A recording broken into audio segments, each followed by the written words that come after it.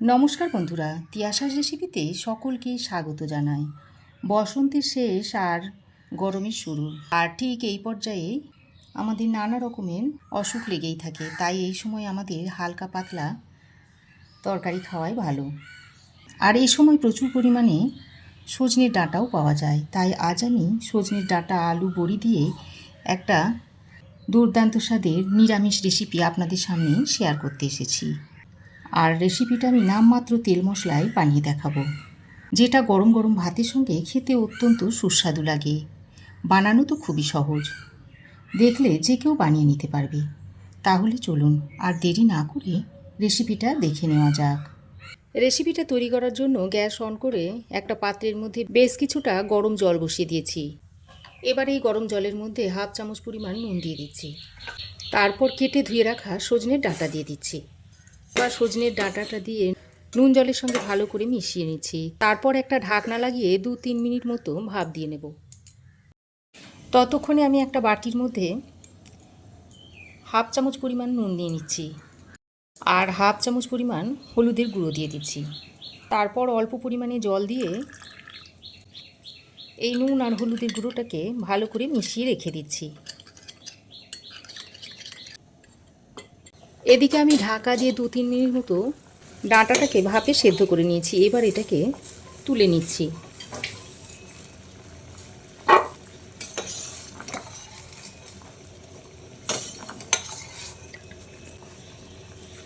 এবার এই জলটাকে আমি রেখে দেব আর এই জলটা দিয়েই রান্নাটা করে নেব। এবার আমি একটা মশলা তৈরি করে নিচ্ছি। তার জন্য কড়াই গরম করে দিয়ে দিচ্ছি একটা শুকনো লঙ্কাকে এইভাবে টুকরো করে দিয়ে দিচ্ছি। এইভাবে টুকরো করে দিলে শুকনো লঙ্কাটা তাড়াতাড়ি ভাজা হয়ে যাবে। আর দিয়ে দিচ্ছি একটা তেজপাতার অর্ধেক অংশ এইভাবে ছিঁড়ে দিয়ে দিলাম। দিয়ে দিচ্ছি চা চামচের 1 চামচ গোটা ধনে আর 1 চামচ দিয়ে দিচ্ছি গোটা জিরে। এবার এই গোটা জিরে, ধনে, শুকনো লঙ্কা, তেজপাতাটাকে হালকা করে ভেজে নিচ্ছি। তো দেখুন মশলাটাকে আমি হালকা করে ভেজে নিয়েছি। এবার এই মশলাটাকে একটা বাটির মধ্যে ঢেলে নিচ্ছি। তারপর এই মশলাটা একটু ঠান্ডা হয়ে গেলে গুঁড়ো করে নেব। এবার আমি কড়াই গরম করে দিয়ে দিচ্ছি সর্ষের তেল।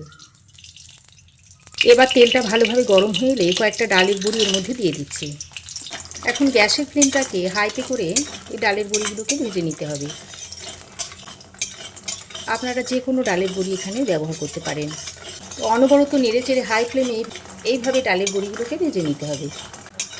তো দেখুন বড়িগুলোকে আমি লালচে করে ভেজে নিয়েছি। এবার এই বড়িগুলোকে তুলে নিচ্ছি।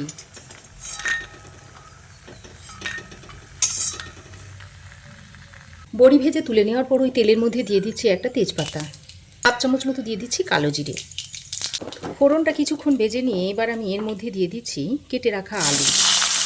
আর আলুগুলোকে আমি একটু এরকম ডুমো ডুমো করে কেটে নিয়েছি। আর কয়েকটা কুমড়ো আলুর মতো করে এরকম ডুমো ডুমো করে কেটে নিয়েছি, সেটা দিয়ে দিলাম। তারপর আলু আর কুমড়োটাকে একসঙ্গে করে ভেজে নিতে হবে। তো আলু ও কুমড়োটা বেশ কিছুক্ষণ ভেজে নিয়ে এবার আমি এর মধ্যে কেটে রাখা বেগুন দিয়ে দিচ্ছি। এখানে আমি একটা ছোটো সাইজের বেগুন গোটাটাই দিয়ে দিয়েছি। বেগুন, আলু আর কুমড়োটাকে একসঙ্গে করে আরও কিছুক্ষণ ভেজে নিতে হবে। ঢাকা ছাড়াই আলু, কুমড়ো, বেগুনটাকে একসঙ্গে করে ভেজে নিতে হবে। ঢাকনা দিয়ে যদি ভাজা হয় তাহলে কুমড়ো আর বেগুনটা গলে যাবে। তো আলু, কুমড়ো আর বেগুনটাকে আমি ঢাকা ছাড়াই বেশ ভালো করে ভেজে নিয়েছি। এবার আমি এর মধ্যে নুন আর হলুদ যেটা গুলে রেখে দিয়েছিলাম সেটা দিয়ে দিচ্ছি। আজকে রান্নাটাতে আমি খুব বেশি মশলা ব্যবহার করব না, নামমাত্র মশলায় রান্নাটা তৈরি করে নেব। সামনেই গরম এসে যাচ্ছে আর এই গরমে এইভাবে হালকা পাতলা রান্না খাওয়াটাই ভালো।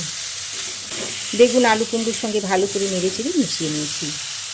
তারপর আমি এর মধ্যে দিয়ে দিচ্ছি বেটে নেওয়া আদা আর কাঁচা লঙ্কা। এবার আদা ও কাঁচা লঙ্কাটা দিয়ে আবারও সব কিছু একসঙ্গে ভালো করে কষিয়ে নিচ্ছি। এবার আমি ভাপ দিয়ে নেওয়া ডাঁটাগুলোকে দিয়ে দিচ্ছি। এখন এই ডাঁটাগুলো দিয়ে আরও কিছুক্ষণ কষিয়ে নিতে হবে। ভাপানোর সময় অল্প পরিমাণে ভাপ দেওয়া জলটা আমি দিয়ে দিচ্ছি। এই ভাপ দেওয়া জলটা দিয়ে সবজিটাকে কষিয়ে নিচ্ছি। তো সমস্ত কিছু আমি খুব ভালো করে কষিয়ে নিয়েছি। এবার আমি এই পর্যায়ে একটু চিনি দিয়ে দিচ্ছি। আর এই সময় যদি চিনিটা দেওয়া হয় তাহলে নুন চিনি সব কিছুই সবজির মধ্যে ভালোভাবে মিশে যাবে। চিনিটা দিয়ে আবারও একসঙ্গে সব কিছুকে মিশিয়ে নিলাম। এবার আমি যে ভাজা মশলাটা গুঁড়ো করে রেখে দিয়েছিলাম তার মধ্যে থেকে অল্প 1 চামচ মতো নিয়ে এখানে দিয়ে দিচ্ছি। তারপর আবারও সবজির সঙ্গে ভালো করে নেড়ে চেড়ে মিশিয়ে নিচ্ছি। সব কিছুকে ভালো করে নেড়ে চেড়ে মিশিয়ে নিয়ে এবার আমি সবজি সেদ্ধ জলটা দিয়ে দিচ্ছি। জলটা দিয়ে আবারও ভালো করে নেড়ে চেড়ে মিশিয়ে নিচ্ছি। তো খুব ভালো করে মিশিয়ে নিয়েছি। এবার আমি একটা ঢাকনা লাগিয়ে 4-5 মিনিট মতো রান্না করে নিচ্ছি। তো ঢাকা দিয়ে আমি 4-5 মিনিট মতো রান্না করে নিয়েছি। আর সবজি ভালোভাবে সেদ্ধ হয়ে গেছে। দেখুন আলুগুলো খুব ভালোভাবে সেদ্ধ হয়ে গেছে। এবার আমি এর মধ্যে ভেজে রাখা বড়িগুলো দিয়ে দিচ্ছি। আর বাকি যে ভাজা মশলাটা ছিল সেটা আবার এর মধ্যে দিয়ে দিচ্ছি। তারপর আবারও সব কিছুকে একসঙ্গে মিশিয়ে নিয়ে ঢাকনা লাগিয়ে আরও 2 মিনিট মতো রান্না করে নিচ্ছি। ঢাকা দিয়ে আমি আরও 2 মিনিট রান্না করে নিয়েছি। আর রান্নাটা এবার সার্ভ করার জন্য একেবারে রেডি হয়ে গেছে। এবার গ্যাসের ফ্লেম বন্ধ করে রেসিপিটা সার্ভ করে দেখাচ্ছি। তো ডাঁটা আলু বেগুন দিয়ে পাতলা ঝোলের রেসিপিটা আমি একটা বাটির মধ্যে সার্ভ করে দিয়েছি। আমার এই আজকের ডাঁটা আলু বড়ির ঝোলের রেসিপি কেমন লাগলো অবশ্যই একটা কমেন্ট করে জানাবেন। ভালো লাগলে একটা লাইক ও শেয়ার করবেন। পাশে থাকা বেল আইকনটা অবশ্যই প্রেস করে দেবেন। আর আমার চ্যানেলে যদি নতুন হয়ে থাকেন তো প্লিজ চ্যানেলটাকে সাবস্ক্রাইব করার অনুরোধ রইল। আজ এ পর্যন্তই। আবার দেখা হবে নতুন কোনো রেসিপি নিয়ে নেক্সট এপিসোডে। সে পর্যন্ত ভালো থাকবেন, সুস্থ থাকবেন। ধন্যবাদ।